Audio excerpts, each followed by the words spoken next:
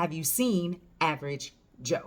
Shannan E. Johnson here, CEO of The Professional Pen, where we develop screenwriters from I did a pitch. Need help in your screenplay? Go to www.theprofessionalpen.com. What I enjoy the most about Average Joe is that it shows you what an actual dramedy is like, right?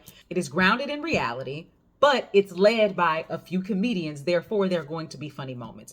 But the stakes are always going to be in the drama moment instead of in the comedy moment. It is also a bit of a procedural. Why? Because there is a mystery behind what may have happened with his father, and people are coming up dead, which means we have to follow the clues. That's always going to put us in the procedural place. And they do a really good job of moving through these episodes. These episodes are about 45 minutes long. Now, I don't have BET Plus. I do not know if they have commercials, but on streamers, they tend to not have to live in the 30-minute or 1 hour space, which really will mean 22 to 25 minutes and 50 something minutes because they're going to be commercials if it's on a channel that has commercials, versus if it's HBO, Showtime, those are premium channels and there are no commercials. So you can get an actual 59 minutes of programming. Average Joe is about 45 minutes per episode. There are 10 episodes and it moves pretty quickly.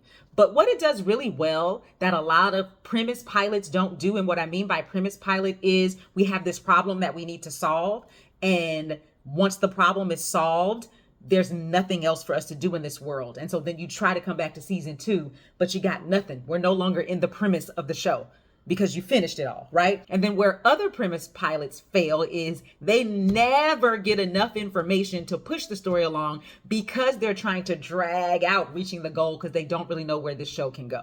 So as I'm watching Average Joe, I'm wondering, where is this going to go in a season after this? Like, we can't just stay in this forever. By the time you get to the end of the season, it's very clear how they can move into season 2, which finally got a green light and it's coming back. Let's talk a little bit about format for the show. They begin the pilot with a flash forward, meaning they're showing us something that we're then going to work our way back up to. But they begin every other episode with a flashback. Now, all of these flashbacks don't always come to a head on the nose. You know what I mean? Like, I showed you this in the past and now look how it's in the present. It doesn't necessarily do that, but it definitely gives us moments to deepen our understanding of our characters, which provides more tension as we watch them go through that episode and subsequent episodes. So they do that really well. If I have to give any critiques, most of my critiques are from the antagonist plan and understanding of what's going on / point of view. Without giving too many spoilers, the son is looking for money. Because he comes to Joe looking for that money, things happen, people start to die, and now that son's dad, who's a big, huge Russian crime boss, is going to be after Joe and his family, right? However, the crime boss never mentions the money. It's as if he doesn't even know about the money. He also doesn't seem to put 2 and 2 together about Joe's father, who supposedly was in business with him. It seems the antagonist is only after Joe to get information about his son, versus the family itself was looking for the same thing that the son was looking for.